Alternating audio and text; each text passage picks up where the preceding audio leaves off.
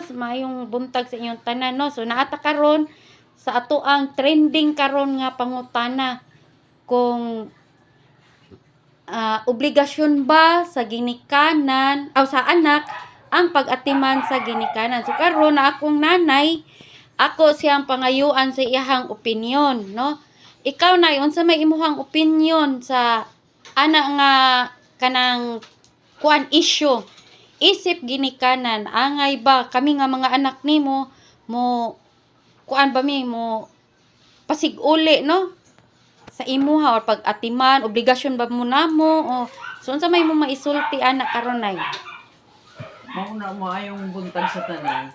Kaning mga anak, duha ni siya ka klase na ay mga anak nga mulingi gyud pag-atiman sa ginikanan. Ug na ang mga anak nga busy kaayo sa trabaho, dili makapanahon paghatag sa iyang panahon nga sa ginikanan, pag-atiman. Ang uban naman, tuyoon gyud jadi kun mo atiman. Labi kung makatulong-tulong ng kwarta, di na mo atiman sa ginikanan. Uban niya, kuan na lang sa mga katabang, mag-hire siya og katabang ang pa atiman sa ginikanan. Silbi ginikanan ba? Sa kaubalino nako. Iba man kung anak gud ang mag-atiman. Kay ang anak gani ang atiman tanan nga imong masakit sa imong lawas, maitug-an nimo. Ug magpakabana na sila ug imong tug-anan. Pero ug katabang lang, wala na siya. Dili na siya matter kung unsa ba unsay sakit nimo kung lain sa anak gud niya tunay nga mukuan gud na siya. Mubati kung unsa gud ang urgency sa panginhanglan nimo og tambal.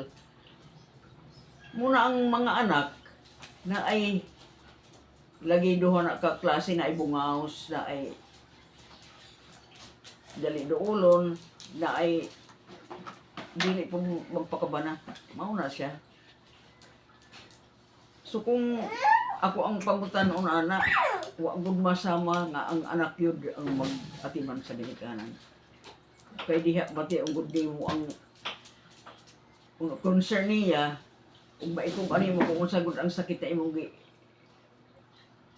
Nabatyagan. bati nimo kanang kuana gayuna. Ako masakit tong mangko mauna nga ako gud na sinati. Mo atiman daghan mo atiman ako kay makabayad mangko og mag-atiman ako. Daghan. There are few people who will come to serve me. Pero ang pangutan-aw, ang ila ba pag-atiman ako pares ba sa pag-atiman ng anak nako?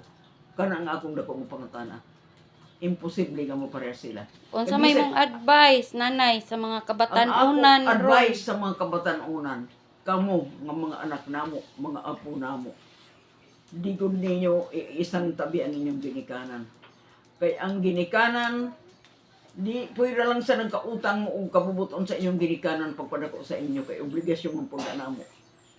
Pero kinahanglanong gud kamo gyud mo atiman na agud somebody gud nga sa anak kung hindi man tanan kay ako ba na narabaho man na agud mo hunat kay kining halimbawa ako na ay daghan niya basud ang trabaho ning akong anak pero wa gud siya magngita ang taong trabaho kay ako gud ang iyang gipalabi mao na nga dako na nga turukion sa mga anak ginikanan kanang anak ginikanan ba nimo ang imong palabihon kung manarabaho lang ka.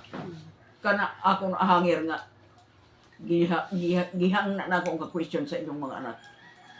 Dagang salamat nanay sa imuhang pag-insight karon no sa ato ang mainit-init nga mga topic.